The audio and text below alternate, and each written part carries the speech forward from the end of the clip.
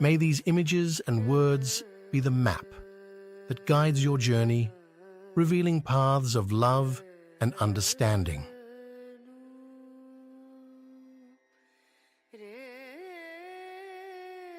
This happened in Los Angeles.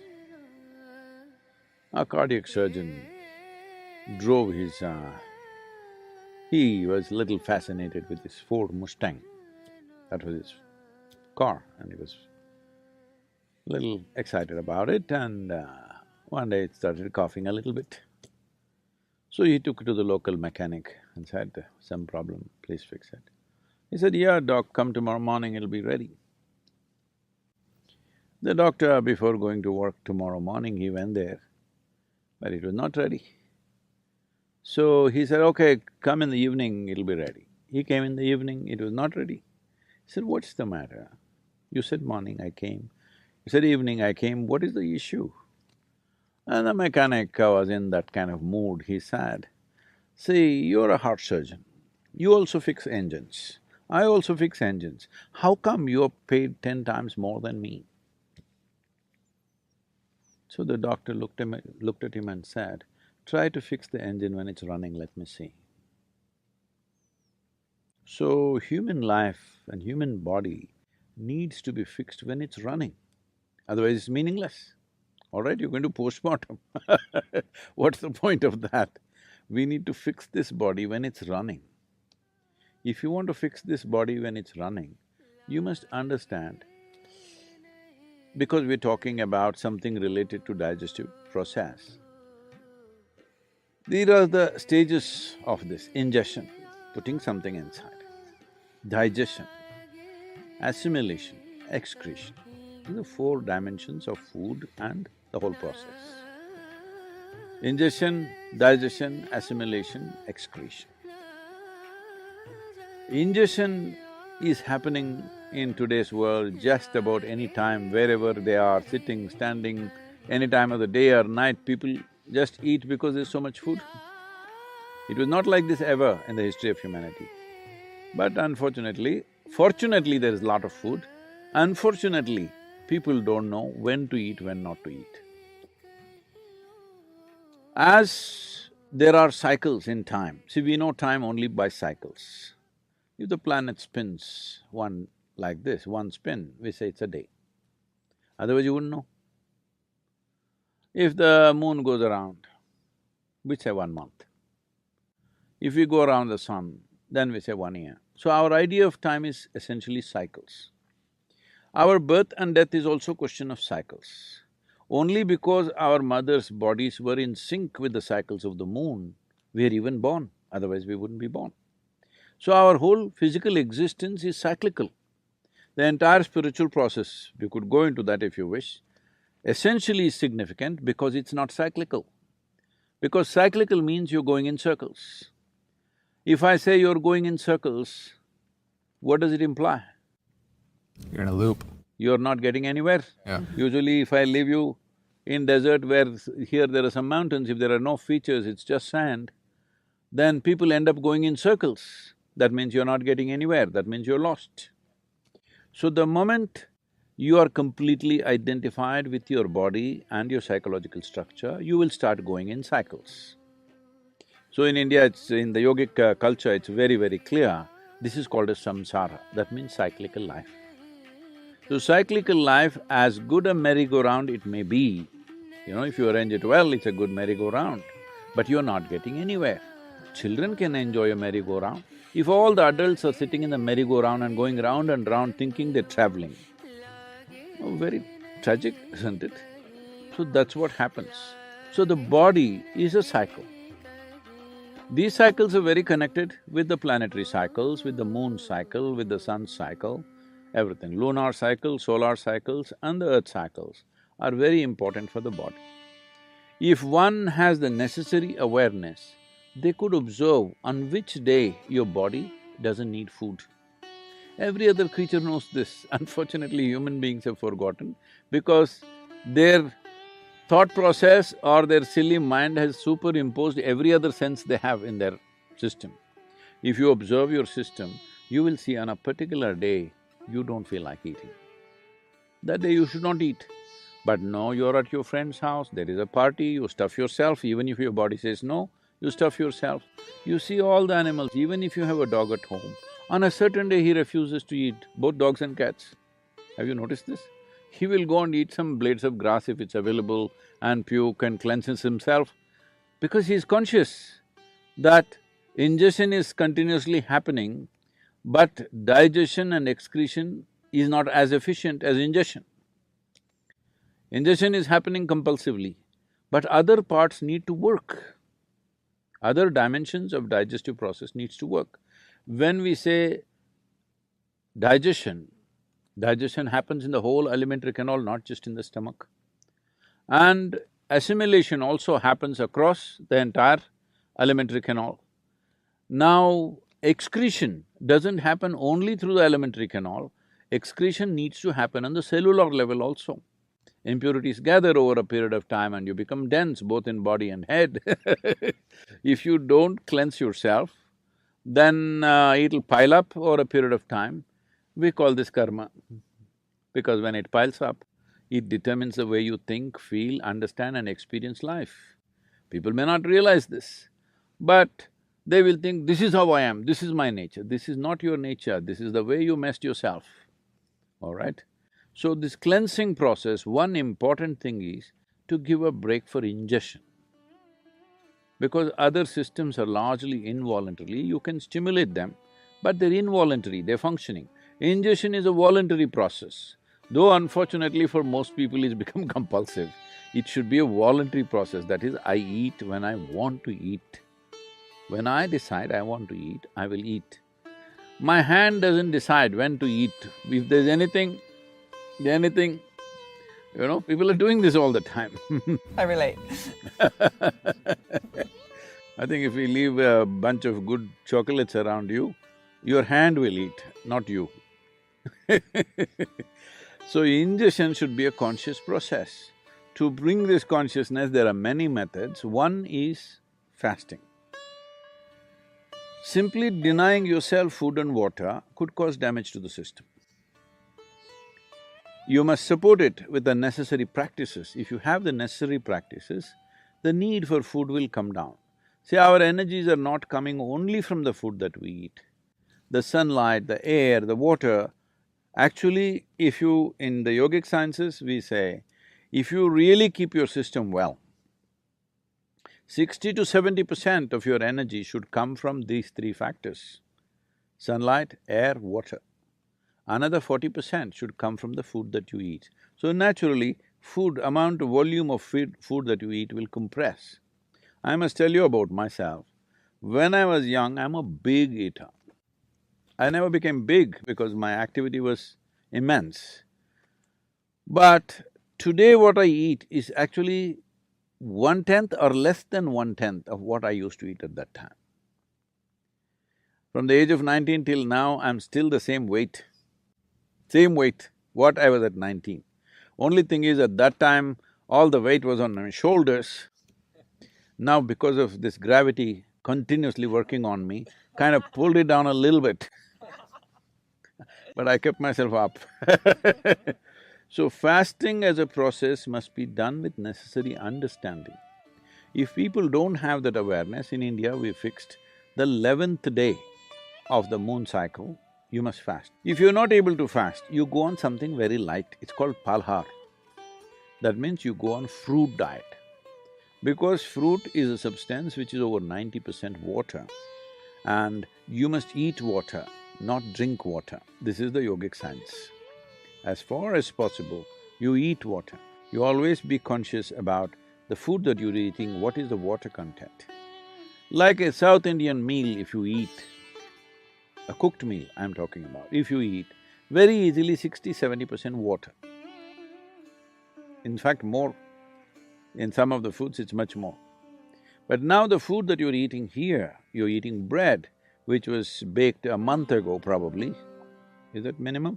Even in so-called organic shops, it's at least a month or at least a week. Nobody is going and getting fresh bread and come, and anyway, the way the bread is baked, it doesn't have water in it, very, very little water.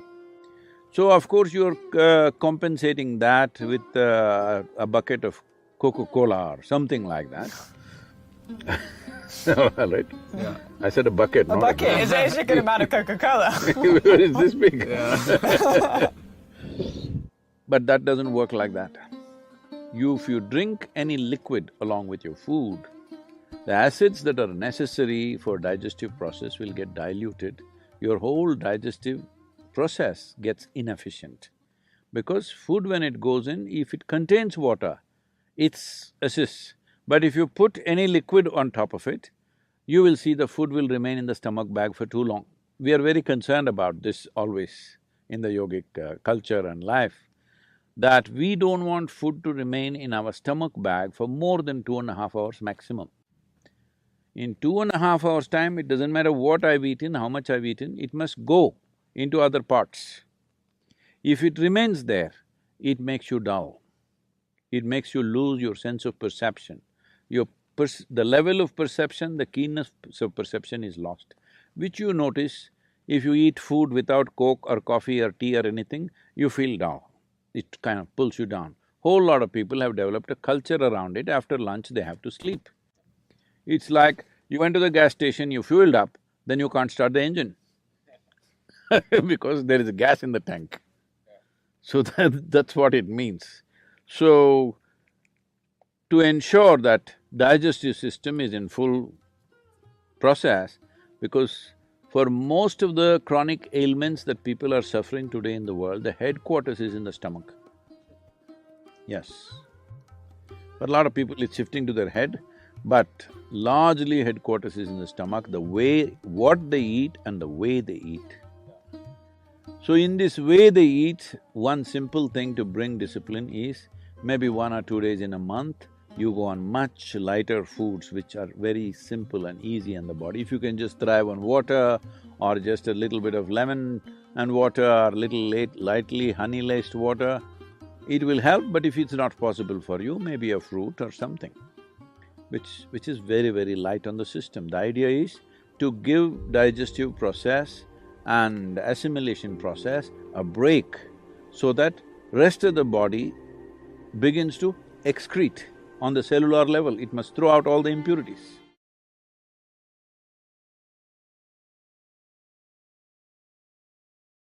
So if enlightenment happens, how do we know it has happened? Suppose we are hallucinating to be enlightened. If such a thing happens, it will be clearer than daylight. It's not something that you can miss. It is not that kind of an event that you could miss it. You will not miss it. But when I say this, there is a problem attached to this because these days it is going on in many places. For a certain fee, within a weekend's time you can get enlightened. You'll be declared enlightened by somebody. Really it's happening everywhere. If you just pay a certain amount of money, 1 weekend you can get enlightened. I remember in the 60s, in the 1960s, in California, people set up certain businesses, enlightenment services. The advertisement I remember very well. If you go to India, it will take 12 years of hardship. $50, 30 minutes, you can get enlightened. They were just using psychedelic machines. You put up certain visuals and certain sounds, it'll just blow your mind apart. Because of the sounds and the visuals, when you come out, you come in a daze. You feel like you have really gotten somewhere. This used to be the advertisement. $50, 30 minutes. If you go to India, 12 years of hardship. Here, it's California, quick, new technology. These 1960 machines, this old technology has now infiltrated into India. Some people have installed these machines and they're claiming within a weekend they can enlighten you. You cannot hallucinate about it. If you're sincere, you would know that it is not so. But if it's a part of the race that you want to get enlightened before somebody, of course you can declare, I'm enlightened. It is just that these kind of deceptions are not new on the planet. They've been happening for a long time. But now modern technology has come to aid them better, to give them an expanded sense of many things. Much experimentation was done during the 60s and 70s about these things. One is with the psychedelic machines, another is with psychedelic drugs. You take an LSD and people claim they're enlightened because they had an expanded sense just for a while and then they came back. If they overdid it, then they lost everything, they cracked up in so many ways or even died. Many people mentally cracked up because of excessive use of psychedelic drugs. But for those few moments, they really felt enlightened, or at least they thought so. This is not something that you do. This is not something that you can do. It is just that if you cultivate the system, your body, mind, emotion and energy to its peak possibility, then an absolutely wonderful flower blossoms within you. Not something that you did, you just waited with the right kind of conditions and it happened. There's a very beautiful story in the yogic lore. On a certain day, 4 men were walking in the forest. These 4 men were walking in the forest. One is a Gnana yogi, another is a Bhakti yogi, another is a Karma yogi, and the last one is a Kriya yogi. These 4 people can never stay together. They cannot be together. Because a Gnana yogi means yoga of intelligence. He is a man of intellect, great intellect. He has complete disdain for everybody. He thinks everybody is a fool.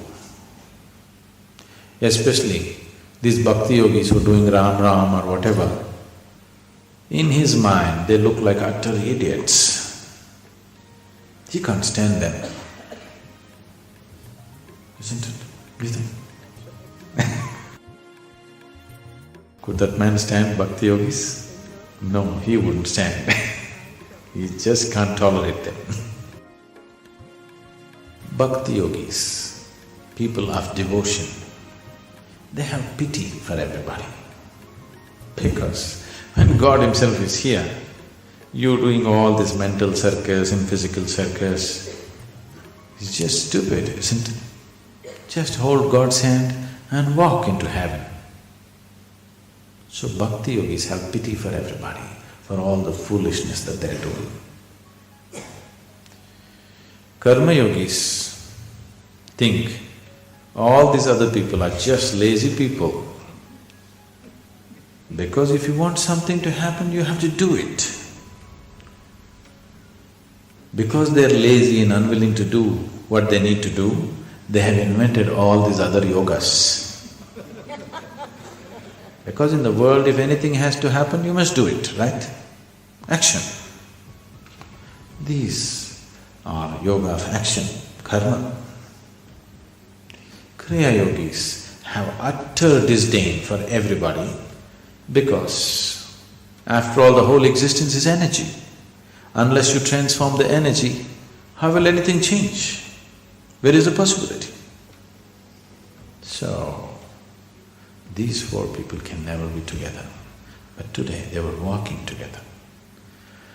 Suddenly a thunderstorm broke loose, a rainstorm, rain started lashing. from every side, they started running, looking for shelter. The Bhakti Yogi said, there is an ancient temple in this direction, let's go there for shelter. He always knows the geography of temples. He won't miss a single temple. So they all trusted him and ran in the direction.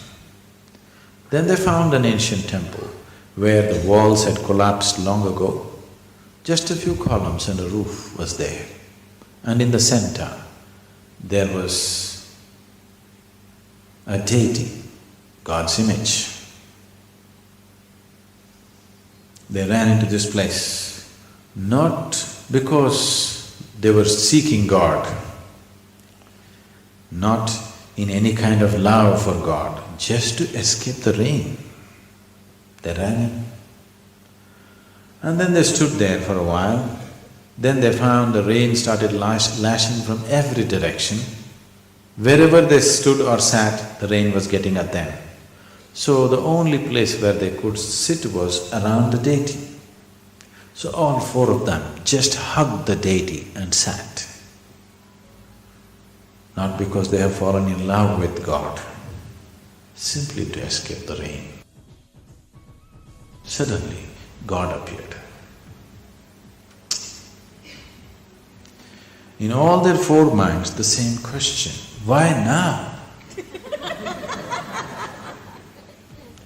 We did so much yoga, we did so much puja, worship and so many things. You didn't come then. Now when we're just escaping the rain, why now? And God said, at last you four idiots got together.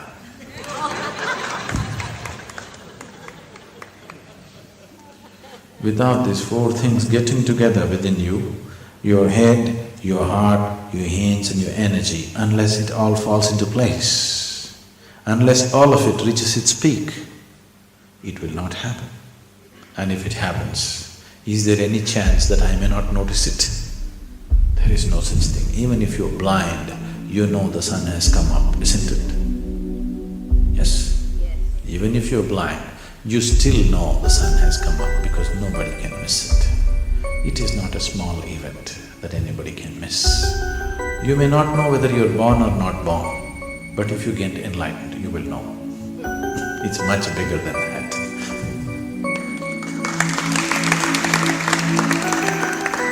Birth will happen many times. This will happen only once.